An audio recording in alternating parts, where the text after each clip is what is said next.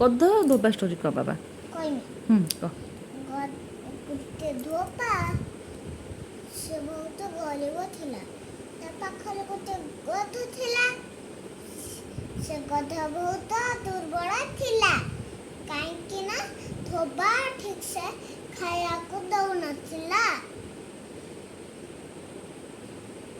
ସଉଠୁ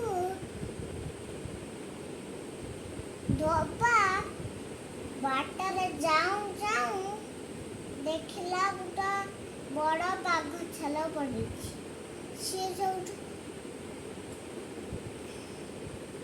ସେ ଗୋଟେ ଉପାୟ ଭାବିଲା ଏଇଟା ଯଦି ମୁଁ ଗଧ ଉପରେ ଆଣି ପକାଇଦେମି, ଆଉ ଜମା କେହି ଗାଁ ଲୋକ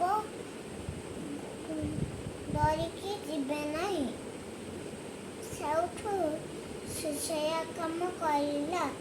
ସଉଠୁ ସେ ନେଇକି ଗଧ ଉପରେ ଫୋପାଡ଼ି ଦେଲା ବାଘ ଛାଲ। ସେ ସଉଠୁ ବାଘ ବୁଲା ହେଇଗଲା। ସଉଠୁ ଗାଁ ଲୋକ କେହି ଡରିକି ଆସିଲେ ନା ତା ପାଖକୁ। ସଉଠୁ ସେ ସମସ୍ତ କ୍ଷେତରେ ଯାଇକି ଚରିଲା। ତାପରେ ଗଧ ରାତିର ରାବିବାକୁ ଲାଗିଲେ।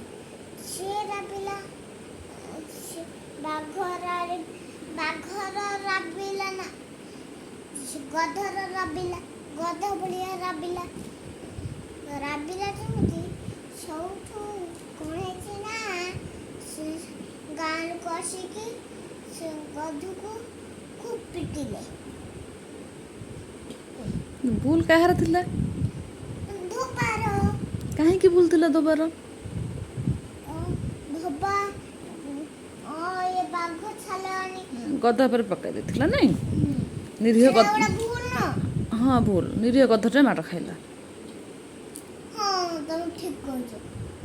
ଧୋବା ମାଡ଼ ଖାଇଥାନ୍ତା ନା। ଆଉ ଧୋବା ମାଡ଼ ଖାଇଥାନ୍ତା? କାହିଁ ଧୋବା ମାଡ଼ ଖାଇଥାନ୍ତା ବାବା? ଧୋବା ଭୁଲ କଲା। ଆଚ୍ଛା।